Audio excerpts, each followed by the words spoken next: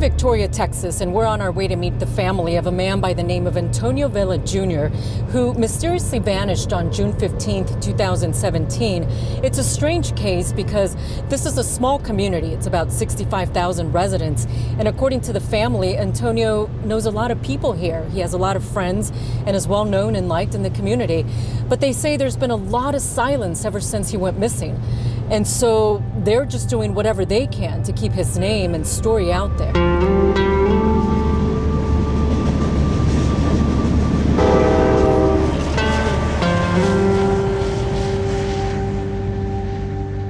Just lately, it's been really hitting me hard.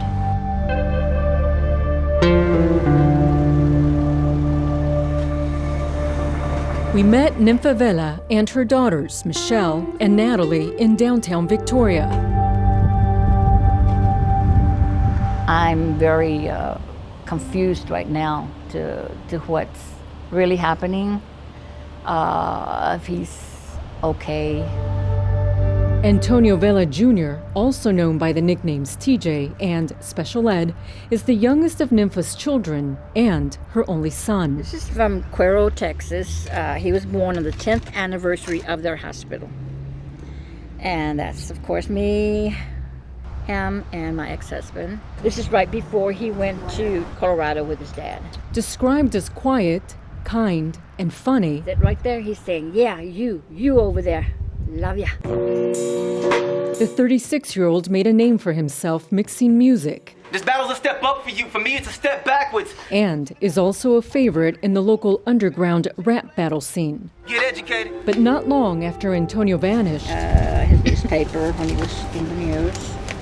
the streets started talking. People claiming his body was found in another town and claiming that he was involved with some bad people, and whether it be over a girl or there was just so many different rumors, speculations, gossip. What was your first thought when you saw that headline? Did it really sink in? It still didn't sink in. Back then, like I said, I was in denial. The Velas also noticed something else. I don't know who to trust. There's a lot of people that are his friends, say they're his friends. Why is anybody saying anything about our brother? And we just don't understand it. It's because there's something that they might be hiding. I don't know. Antonio was last seen in the early morning hours of June 15th, 2017 at two of his favorite bars, Rumor Has It and Sports, located in a strip mall not far from his home. I was at Rumor Has It. Antonio's longtime friend, Laura Tucker. And Special just walked through the door. He kind of has like this long stride, and he just kind of like walks in and just always has his hands in his pockets with his shoulders up a little bit. That's the way he strolls. She says Antonio was there for no more than 15 minutes. He knew the probably 4 people that were in there. So, he shook hands, said what's up, and, small talk, and all right, well, I'll see you later. He was just on his way out to come back down here. It was no different than any other evening you would see him. He was in good mood, good spirits. Brandon Wakefield was bartending at Sports. He left a little before close, which is a little out of the ordinary. Out of the ordinary because, according to Brandon, Antonio always stayed past closing time. He'd play the piano for us and just hang out, and he'd always help us clean. But that night he didn't. He left early, like 1:45. Did he say why he was leaving early? No, he didn't. He just said he was going to leave. He said he was going to the store. Hours later, the Velas got a phone call from Antonio's roommate. When they have told me about his cell phone being on the floor and the car gone and the garage door open, I just knew. I just knew something was going on. Antonio's cell phone and food he purchased on the way home were reportedly on the ground in the garage, but he was nowhere to be found. The Velas contacted Victoria police. Somebody had either took him or or something, because he wouldn't do this on his own. He wouldn't hurt us that much. He had to have known someone for somebody to go to his house. He was very nice. I feel like he trusted maybe too many people. Did he ever, as far as you know, ever express any concern for his safety at any point? Not with me, no.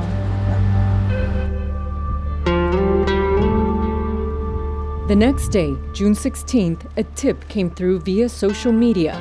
Someone spotted a car matching Antonio's 1999 Firebird Pontiac abandoned along Bangler Road, some 20 miles away in the rural town of Inez. Michelle, Natalie, and their father drove to the location. I was scared to come to it, but when we got to it, we're like, okay, he's not in here. So the doors were locked. There was no car keys, and there was a flat tire. There was a team out here that came. We were able to open the car, and then they did their search. And once they were going to do the rest of their processing, they told us that we can go ahead and go. So when you come back here 8 months later, how do you feel? I still feel the same, like terrified. I can't believe it's gone this long without knowing or finding anything out and where he could be. When you look around here, I mean, there's nothing out here. There's nothing out here compared to when we were here. You come walking up here and he's like, oh my God, like you're lost. How in the world could anyone even find this spot? Investigators do suspect foul play and remain tight-lipped about the case. And the family of Antonio Vela is still searching for their relative. They just didn't like us getting on the media so much. And they want the public to say something if they know what happened. What do you mean? Like too much Facebooking, too much scenarios of different kinds coming through, what might have happened with this and that. They just didn't want all that. Victoria police did not respond to an interview request for this story, but a spokesperson did provide a statement when I first contacted the department shortly after Antonio disappeared. It states that due to the ongoing investigation, they're unable to discuss the case. I can understand about the confidentiality, about them being worried about the family if there was foul play involved. I do understand that. There are times I get angry about it, but I also understand it. But the more time that goes by with no answers, the more the Velas worry the case will go cold. I feel like we have to keep voicing it, let everyone know that he's still missing. And we're not going to just forget he's missing. We're not just going to carry on about our lives and forget that he was ever here. I'm not going to stay quiet. That's why we have our saying, break the silence.